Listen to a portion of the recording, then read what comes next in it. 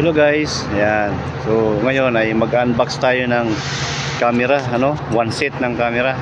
How to install and terminate. So tapusin mo ang video ito para magkaroon ka ng idea kung paano ikabit ang outdoor fixed box camera. Tara, samahan nyo ako. Ito nga pala guys, unahin ko ang housing ng camera, So titignan natin kung ano ang kanyang nasa loob. Ayan. So ito muna ang ating unahing bubuksan dahil ito yung ating paglalagyan ng ating mismong camera at ng lens. Okay. Yan. So nandito yung kanyang manual. Yan. So para masundan mo, maigi magbasa, pero kung kabisado mo na, itabi mo na lang yan. So nandyan din yung kanyang Allen key. Yan. So ito yung kanyang bracket guys, Yan. Bubuksan natin. Makita natin yung kanyang bracket. So yan. Yan guys, Yan. Yan ang bracket niya guys, Yan yung ating ilalagay sa wall at saka dun sa camera, Yan. Tabi mo natin yan. Yan, dyan kinakabit yan guys, sa wall.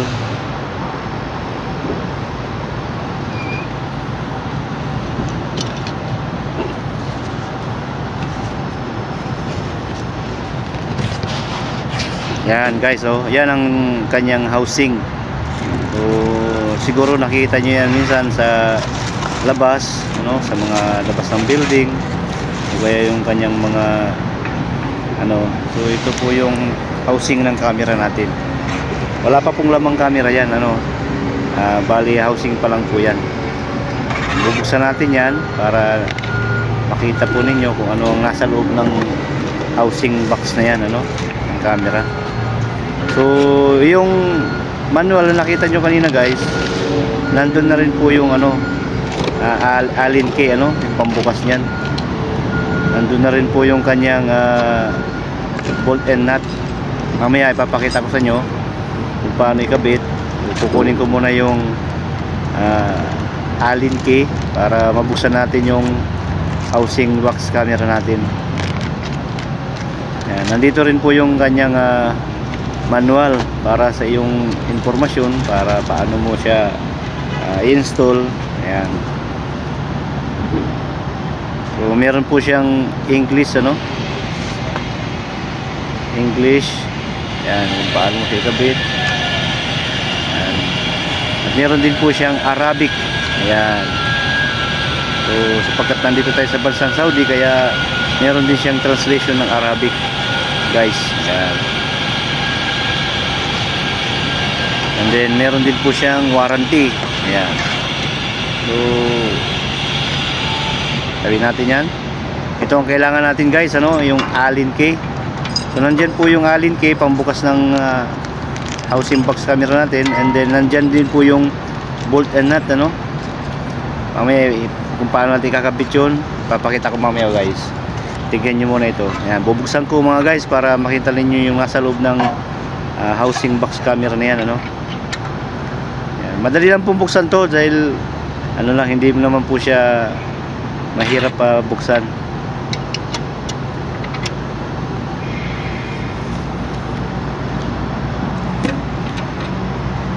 Yun, nakita nyo. Yan guys, yan. So mapapansin nyo wala pang laman, so may konting lang, meron siyang device, o yan. Nandyan po yung kanyang connection, yan. So ito po yung camera natin. Yan. Isusunod natin bubuksan ay ang camera. Ito yung ating ilalagay doon sa plate na yun, yung itim na yun. So ito po yung ating mismong camera nilalagay. Yan, nandyan din po yung kanyang quick guide manual, para sa ating kaalaman kung paano siya i-install. Yan. So lahat po ng impormasyon natin makikita natin doon. Tatabi muna natin yun. At ito po yung ating camera. Lalabas natin. Yan. So, kung nakita nyo, mayroon pa siyang cover para hindi po siya magasgas, ano. So ito po guys, ano, makita nyo yung mga nakasulat dyan. Dyan po ilalagay natin yung RG45 na iti-terminate natin para sa connection ng camera. At makita nyo po yun, pagka gumagana siya, iilaw po yan. Yan, iilaw din po yung dalawang yan, dilaw at saka green. Ibig sabihin, pag umilaw ay connected na po siya, ano. Yan, tatabi muna natin. At yan, meron din naman po siyang nakabukod na ano, jack, ano, sakali kailanganin. Yan. So by the way pala guys, ang camera natin ay made in Korea. Yan. So ang kinuha po ng project na ito ay made in Korea ng mga camera, no? Dahil alam naman natin pagka made in Korea may kalidad po. Yan. So ito po naman yung susunod nating unboxing, yung lens. Ayan. Alam naman po natin kung ano ang lens.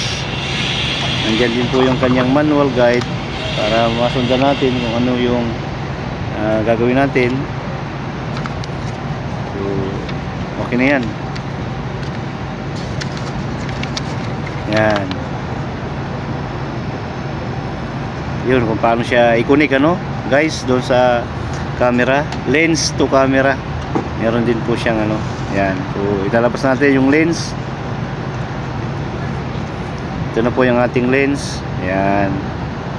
So madali lang po yung ikabit doon sa camera natin. Itong gamit ng lens po ito para ito ay kahit i-zoom mo yung ano camera, makikita mo nung malapitan yung malayo, ano. Ayan po yung lens niya. Para kaya po niyang kahit malayo, kaya po niyang i-zoom, ano, sa pamamagitan ng ating program, ano, sa computer. Kaya meron pong ganitong cover para hindi po malayo po sa gasgas. Yun. So dyan po natin kasi ilalagay yung lens. Yun, biroskas lang naman po yan, madali lang po siya ikabit. Yan. So ilalagay ko po yung lens. Yan, o, biroskas lang po yan, madali lang po siyang ikabit guys. Ay hindi po tayo mahirapan dyan na magkabit. Yan, ganyan lang guys, oh. Yan. Tapos yung nakita nyo yung kable nya, yan ang ating i-connect doon sa mismong camera. Mamaya ay higpitan ko muna para hindi siya basta-basta matatanggal.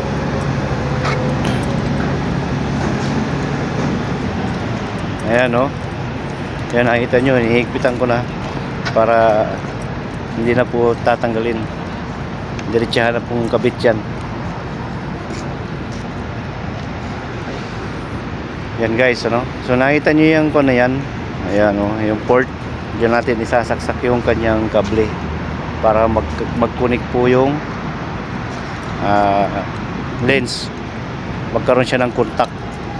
So kasi pag hindi natin ikinabit yan, bali wala po yung lens natin, ano. So kailangan lagyan natin yan. Ayan. Yun. So yun ang kanyang magiging posisyon guys, ano. So tingnan nyo at kung paano ko install ito. Ito yung nakita nyo kanina na sabi ko may bolt and nut.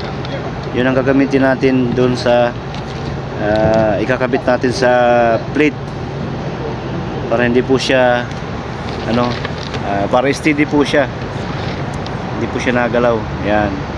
Yan po siyang spring nut. Yan. So kailangan po nating i-con po na ito, ilabas natin para ating ma-fix yung ating box o yung ating camera. Yan. Napakadali lang ito guys gawin, ano. Pagka mas nasundan nyo yung video na to, mabilis lang itong sundan. Madali lang itong gawin. Yan. Yan. Mabilis lang siyang ano. Tapos tatapat mo yung butas doon sa kanyang ano, yun, oh. Yun. Saka natin ilagay yung bolt. Yan. Ganyan lang kabilis guys. Madali lang yan ikabit. Yan.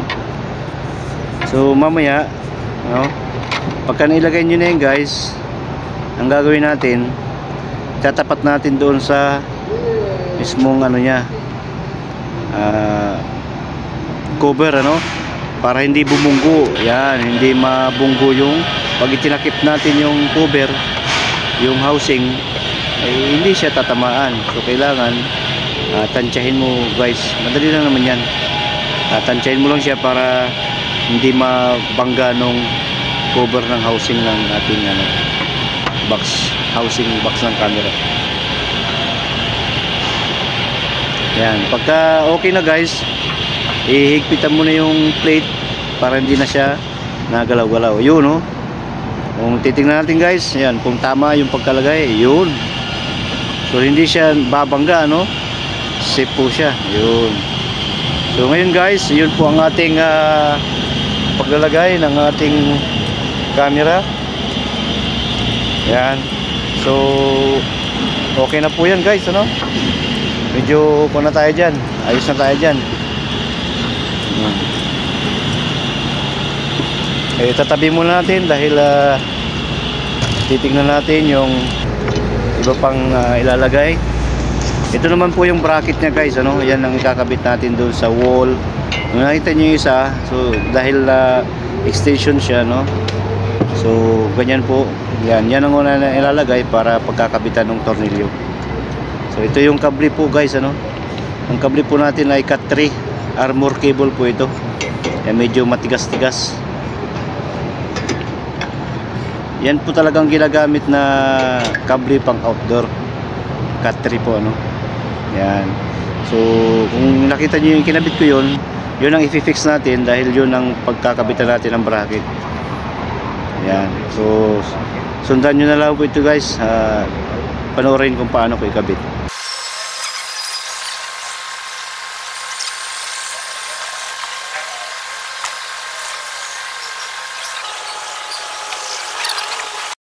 So ito pala guys, ano, ang bracket natin, tatanggalin ko muna yung kanyang leeg dahil mahirap pong ipasok yung ating armor cable, ano.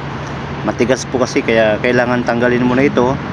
Ang dali na naman po tanggalin yan, ano. Meron naman po yung ano, ayan.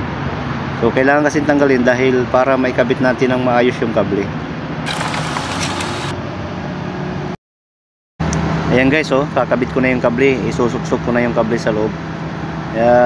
Kaya ko tinanggal, mapapansin nyo, kaya ko tinanggal dahil matigas pong ipasok sa loob yung kable sa bracket dahil armor po, armor cable. Ayan, para madali po siyang isuksok. Ayan, ganyan lang kadali lang guys. Ayan. So mamaya kakabit nyan, yun, ituturnill ko na yun para tumibay guys. Ayan. Okay guys, madaling sundan lang yan.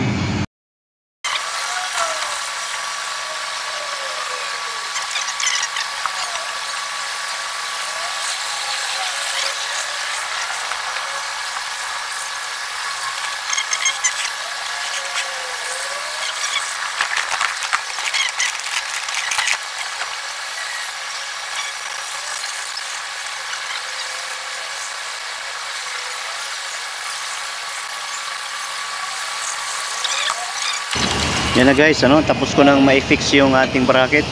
So ibabalik ko na yung kanyang neck, yung kanyang leg, ayan, para hindi tayo mahirapan. Kaya ako tinanggal kanina dahil hindi siya maipasok ng maayos yung kable, ano. Kaya kailangan tanggalin. So ngayon ibabalik ko na, madali lang po siyang ano. So yung nakita nyo yung aking ano, ginagamitan ng screwdriver, dyan po yung pihitan niya para humigpit po yung kanyang tinanggal ko kanina, yung kanyang neck, ano, kanyang leg, dahil yun po yung ating adjustable po yan. Kung saan mo siya ipofocus yung camera, dyan po yan, iniikot lang po yan para mai-focus mo yung camera sa kanyang position. Yan, bilis lang yan guys, ganyan lang yan, kadali. Tapos mamaya kakabit na po natin yung housing box camera natin.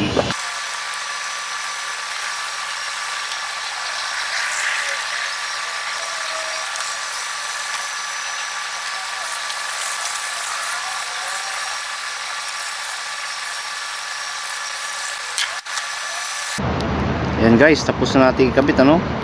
At ngayon ay ilalagay natin una yung gland ng ating housing box camera para hindi tayo mahirapan mamaya pagkakabit ng kanyang housing.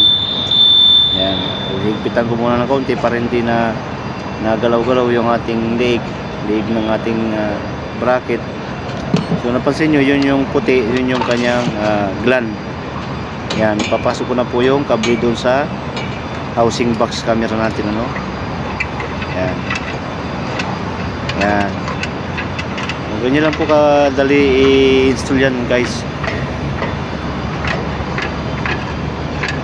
Yun.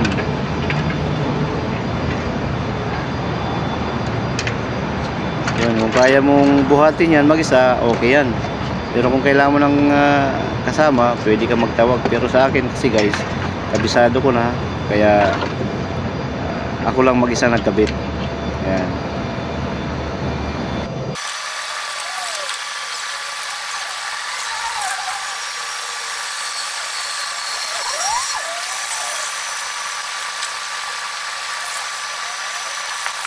Ayan guys, okay na yung ating camera, no? Kable na lang.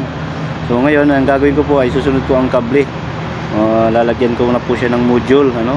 Yung RG45 para may connect dun sa camera. So sige guys, gagawin ko muna. Ayan guys, okay na yung ating kable. So malinis na, meron na siyang string cable, meron na siyang NES.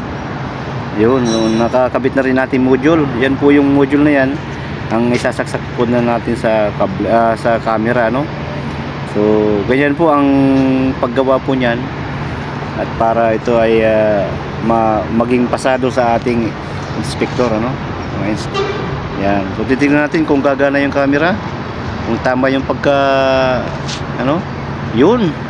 Ibig sabihin guys, pag nag-blink na yung kanyang ibig sabihin po tumama, ano, tama yung ating lagay ng port, hindi na tawag na RG11. Yan, RG45.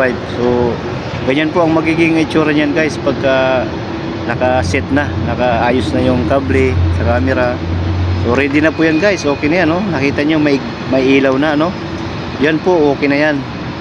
Programming na lang ang kailangan dyan sa computer para ma-iko na siya.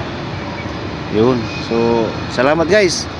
Ganyan lang po, kabilis. Yan, isasarado ko na para okay na siya, finish na, tapos na. So mamaya titignan natin kung saan ang focus niya para doon ang kwan. Madali lang siyang ilak guys, ganyan lang, gamit ang ating Allen key. Yan. So idalak ko na guys para okay na tayo. Ganyan lang po kabilis guys ang ating paggawa o pagka-install and terminate ng ating fix box camera, OFBC guys. Yan. Sa mga ganito malaking project, ganitong kadalasan ginagamit guys para sa kanilang mga security camera. Yan. So yan po yung wide po niya, yung coverage niya ng ating camera. Yan.